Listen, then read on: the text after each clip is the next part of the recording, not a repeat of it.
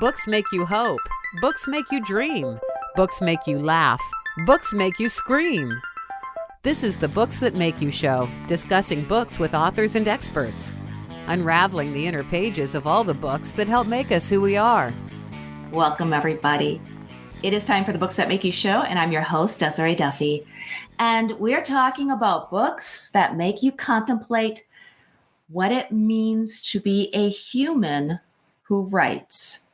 Writing, like so many arts, has been a talent and a skill. And let me stress this, skill, because a lot of folks still think that writing is merely natural talent or that storytelling is easy. It's not.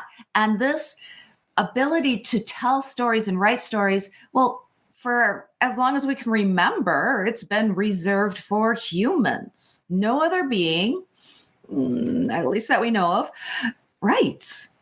The act of communicating stories through the written word is a human trait until now. It is no secret what Chat GPT and Claude 2 and all those other large language models can do. They can indeed craft stories. They can do that. We figured that out fairly quickly too. They can help writers as editing assistants. They can help with the research and the planning, the plotting, outlining, like never before. But what does that mean for writers? For you, as a reader, would you read a book written by AI? Have you already? Can you tell the difference? This is a special edition of the Books That Make You show, as I'm going to talk about the impact of AI on the writing community, and in turn, how that impacts readers. This show has always been a bridge between readers and writers. The entire Books That Make You brand is about engaging the book lovers of the world and introducing them to new books, authors, and the stories who make us who we are. So let's delve into the ramifications of words written by AI. Lately, I've spoke on this topic a lot, actually, at writers' conferences, on other podcasts and shows. And the reaction is always a combination of wonder, it can do that, and fear. Writers especially are cautious and they feel threatened. Rightly so. It's all valid. We all know about the writer's strike in Hollywood and about lawsuits that are happening as writers and other creators too rush to protect their IP.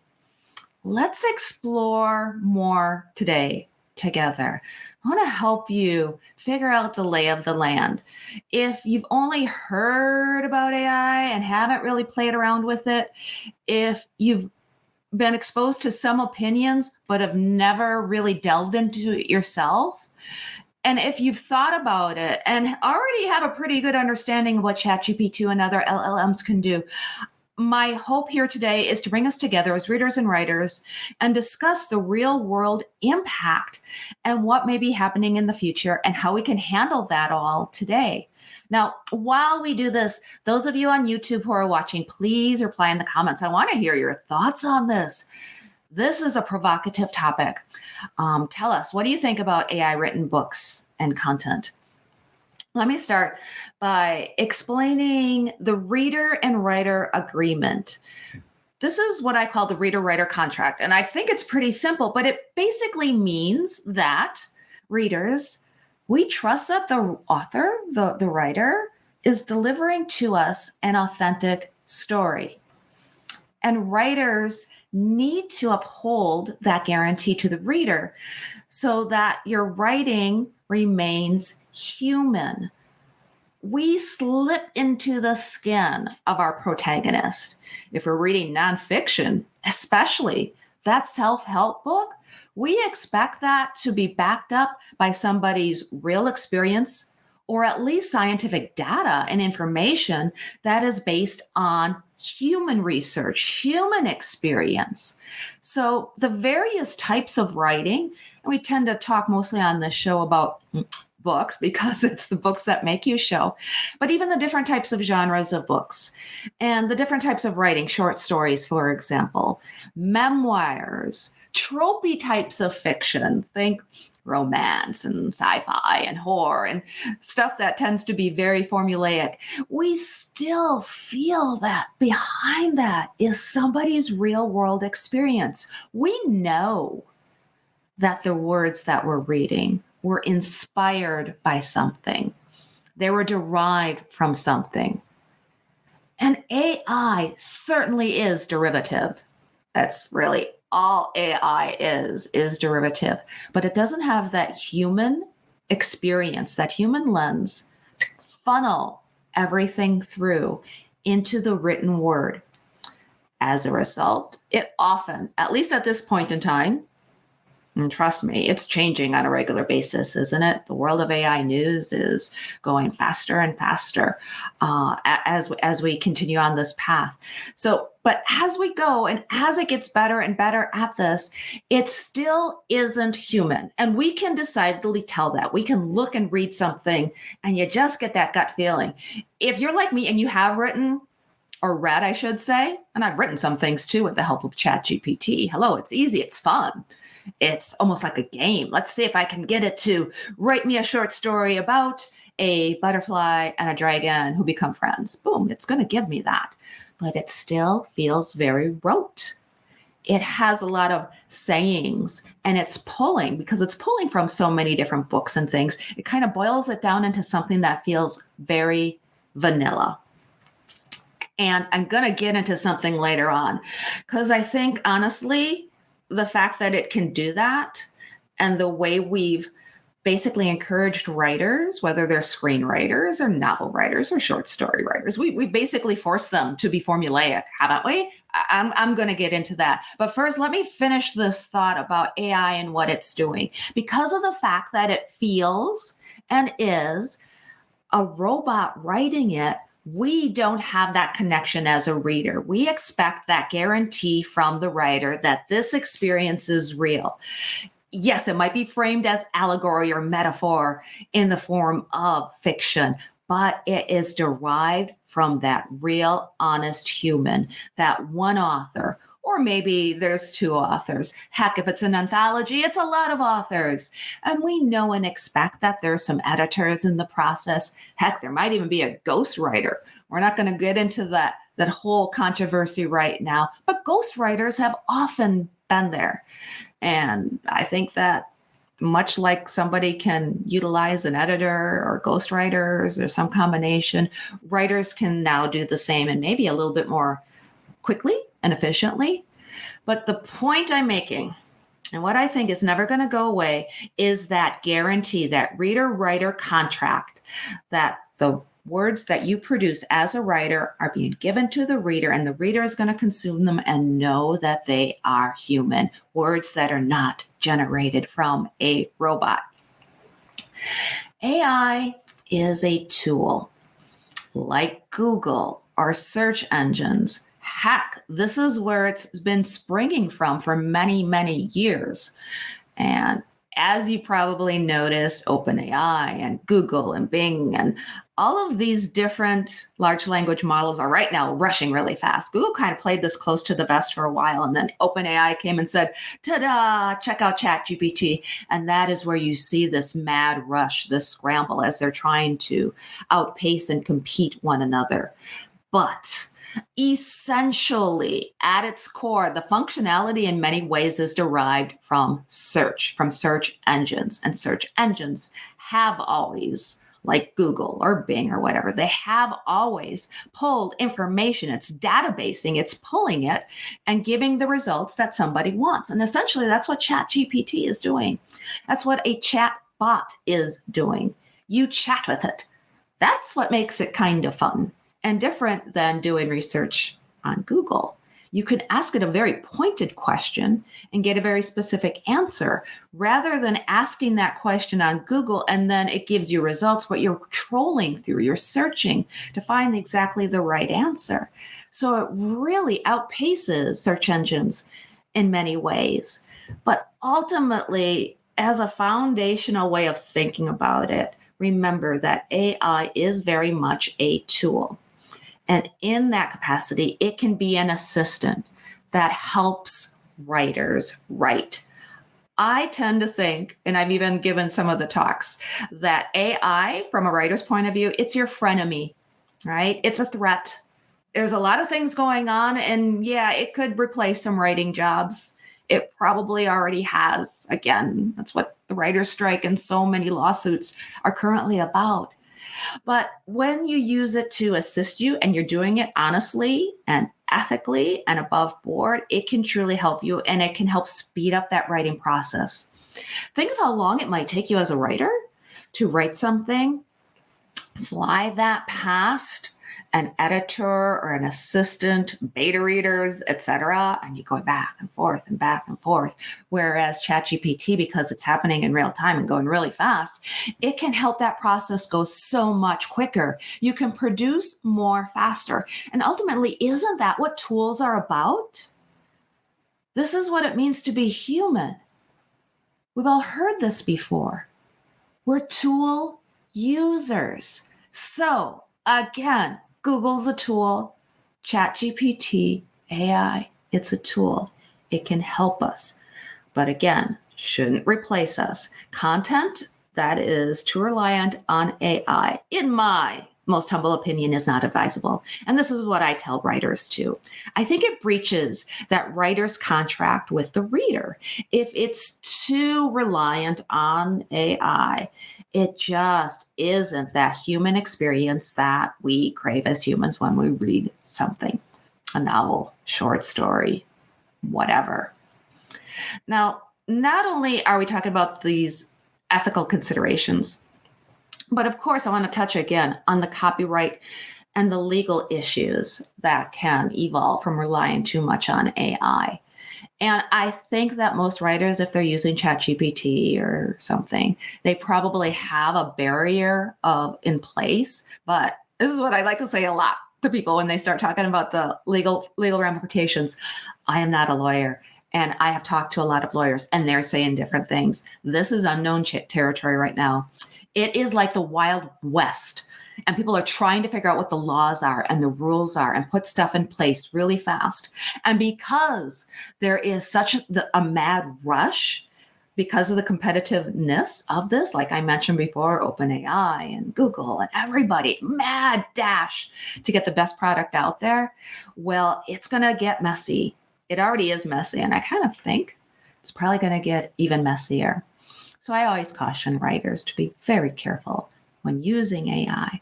Use it as a tool. Don't use it to replace you for those two very, very important reasons. The legal ramifications and that contract that you have with your readers, because they really do want to know and feel your human experience. Now, let me segue. I'm going to talk a little bit more specifically to writers right now. This show, this brand, we reach out and we communicate mostly with the readers. We're introducing readers to books and authors. I often find, though, that if you're a reader for any length of time, it could be a short length or a long length, it often inspires you to want to write. So I want to address those in the audience who are thinking about writing, who are wondering about it. I want the readers to understand some of the things that the writers should be thinking about.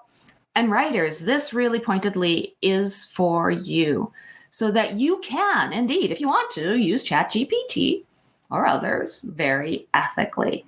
Some of the things that I can get it to do, and trust me, it's not just me. There's so many others who are out there who are really at the top of the game when it comes to AI news and information. Matt VidPro, for example, Matt Wolf. The two Matts, as I call them, are a couple of my favorite AI commentators. There's lots of them out there. I'll give those guys, just a shout out here so you can go and follow them to see and learn more about prompt engineering and exactly how to do this. But one of the things that you can do that I like to do, I think it's fun, is you can give ChatGPT your writing style to help it capture your own voice and tone. I've said that at writers' conferences and just have writers go, wait, what? What? I can get it to write like me? Heck yeah, you're training it. Think of AI, and as they get more autonomous, this is going to even increase incredibly. But even right now, you can create a chat in Chat GPT, and you can say, copy my style and tone, and give it something that you've written. And sometimes, if you're like me, you write in different styles. You might be writing more professionally when you're writing some marketing copy. Might be writing more professionally when you're creating some bullet points for a product, for example, for press releases. For writers, whether it's fiction or nonfiction, you can give it your writing style and say to it, essentially, capture my tone and voice and style for all future outputs. And that for all future outputs, that's just a little bit of prompting right there that you'll get to know once you start doing this. And then you give it your writing and it'll spit back for you. A lot of times it'll even tell you. And if it doesn't, just ask it to. Ask it. That's the key with Chat GPT. Sometimes people put stuff in and say, oh, look, it didn't work. Well, did you chat with it? Did you train it? Because once you train it, it can produce really cool things like writing in your voice. So then, say you want an article written and you know the topic, you've got 4 or 5 main points, an outline even, and taking the time to write even that first draft. How long is that going to take you for 1,000 words, 1,200 words? Maybe an hour? Boom, stick that into Chat GPT and see what it spits out. Take that. I always recommend then taking it back out of Chat GPT, putting it into Word or whatever program that you feel comfortable using, and re-edit it. You can even go back and forth. If you don't like a paragraph, you can say, hey, can you rewrite this and do this, that, and the other? It will help you write. And now you've got this writing assistant going back and forth with you that is helping you write in your tone and voice. It's using the information that you give it. And I want to stress that because a lot of people, because they feel that Chat GPT is deriving this information from stuff that's already out there. Sure, yeah, it is. But now, just like you as a human being might be writing something that's derived from Google and search tools and all of the wonderful human beings who have stood on this planet before you. We all stand on the shoulder of giants to a certain degree, right? But now you've just shown Chat GPT how to write like you and produce outputs in your tone and voice. Then you edit it again and edit it a few times. Do that back and forth thing. Make sure the sentence structure is capturing you. If you really then like the output, then you can even put your final thing in there and say, hey, what do you think? And I've done that before and have it say, oh, this sentence here is a little awkward. I would still change this. And so it's like my editing assistant, and it's still my ideas. It's still my voice. It's still my tone. It's still giving the information exactly as I wanted to. The thoughts and ideas are all there. But now I've had it help me essentially with that first draft or that sloppy copy, as I sometimes call it, really pound it out, and it makes the process go so much faster. I like to do things too. If you've ever written something, and maybe it's at the end of the day. I'm a morning writer. I hear writers that are like, I do best in the evening. Oh my goodness, you are amazing if that's you. But by the end of the day, I'm checking out. I need stuff punched up. If I'm under deadline and I'm just like, oh, how can I get through this? My brain isn't working. I've asked it, hey, ChatGPT, can you punch this up? And it said, I sure can. And then if you want to change the tone, you can. One of the fun things I like to do is write an article, and it's almost like a circus sideshow. It's theatrics, right? But then I say, now rewrite that in the tone of, and pick a character, Homer Simpson, and it will rewrite what you've written just like Homer Simpson. Pick a character. You can have it do Shakespeare. Pick a character or somebody that maybe isn't, currently in the public eye, somebody who might be more in the public domain. Chaucer, for example, Dickens. But it can do that. And if you want it to be more formal, it will be more informal. It will be that. You can assign it roles too. You can say, hey, I want you to assume the role of my college literary professor who is very strict on grammar and punctuation. And it will do it. You can also give it specific style guides. Writers generally, unless you're writing in more for newspapers and print and using AP, but most writers, most novelists, most books are written using the Chicago style manual. And we've all done it before. Oh, how do I need to capitalize this? How do I need to write this? What does Chicago style manual say? You can ask it and it's going to give you the answer. If you feel ever that you need to check it, then you can check it. Then you can check it on Google. You're kind of double checking it if it's saying something that doesn't seem right, especially when it comes to research. And you've heard this a lot. You can use it for research, and heck yeah, you can. You can give it a certain time in history. Maybe you're writing historical fiction, and your book is set in China in the year 1000. And sure, you can look up and research who was the emperor at that time. What was the politics like? What was society like? But how cool is it to start an entire chat about that time period and chat and ask and say, hey, at this time, at this year, is it realistic? Is it plausible that this emperor would have said this thing or done this thing? So you can double check and help it with your historical fiction writing and research. Again, go back, double check that stuff with good old fashioned books or at least Google searches to make sure it's accurate. But it really can help you get so much farther and faster in your writing. Again, edit everything it gives you, be that human element, and I believe in my heart of hearts, AI is going to become our frenemy. We might not always like it, but it's doubtful that AI is going away anytime soon. I've heard a lot of people say this is a flash in the pan. They'll equate it to things like NFTs. And actually, I don't think NFTs are really going away. It's evolving, or crypto. So these things are there. They're now moving in ways underneath the surface that we might not necessarily be aware of in our human society. And I don't think AI is going to change, is going to go away. It's going to be integrated into a lot of things we already do. To say you can't use AI in writing, it's going to be really hard to do that because it's already being integrated. For example, we create websites with our firm, and AI is already integrated into WordPress.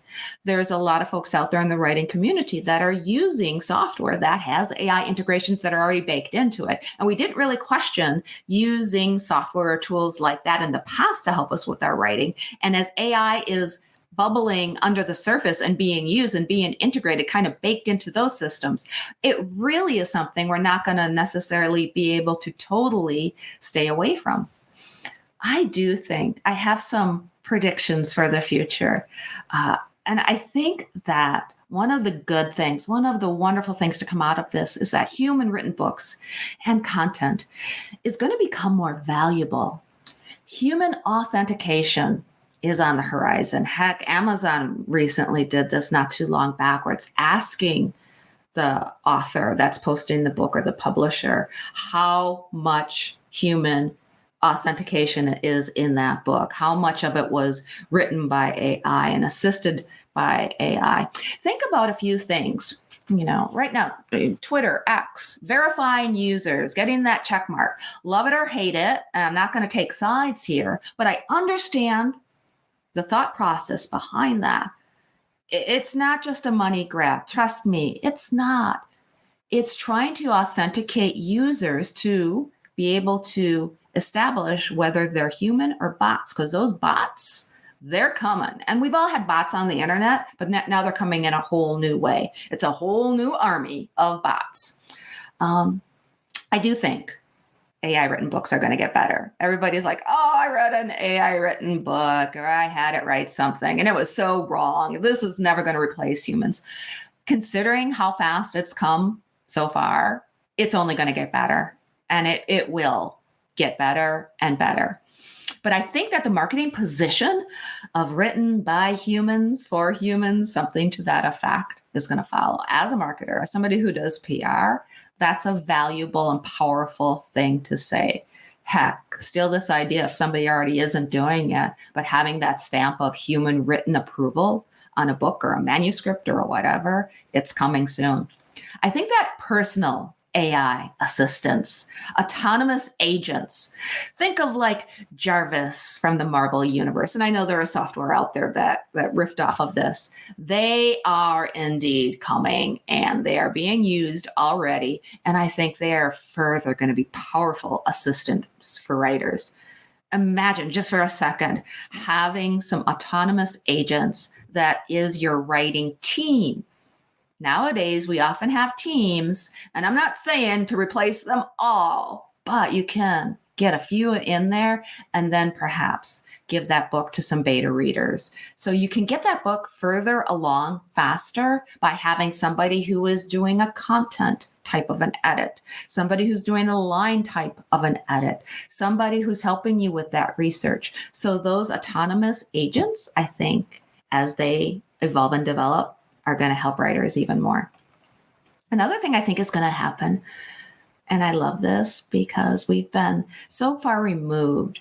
A few years ago, we had that thing happen where we all couldn't talk to each other. It shifted us. We all know that. And live events, authors reading, as books that make you, we produce author reading events. We've done live, we've done virtual, we do Beachbound Book Bash and Jingle Books. We present the Book Fest every season, every spring and fall. We're doing 4 main things, at least 4 times a year. But those live events are going to become more powerful, more in demand, more attended. Think of Shakespeare in the Park. When's the last time you've gone? You should go.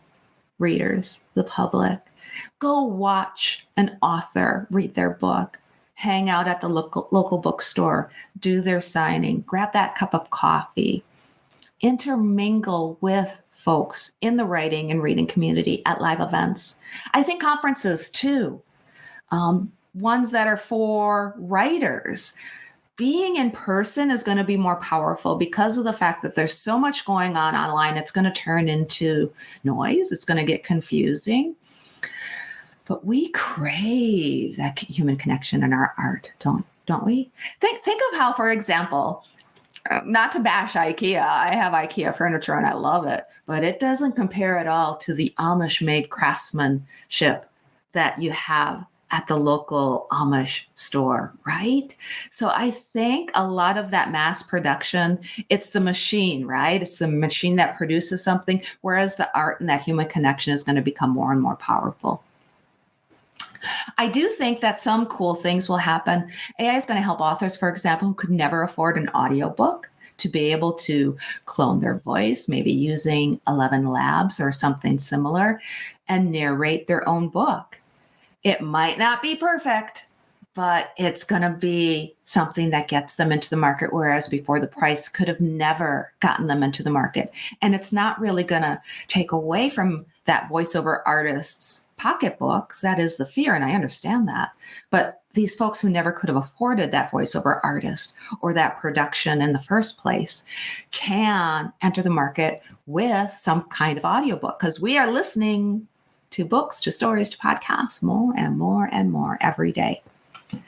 A little bit before we wrap up today, I think how we got here is something that needs to be addressed. And this is what I was talking about earlier in the show, how we got here.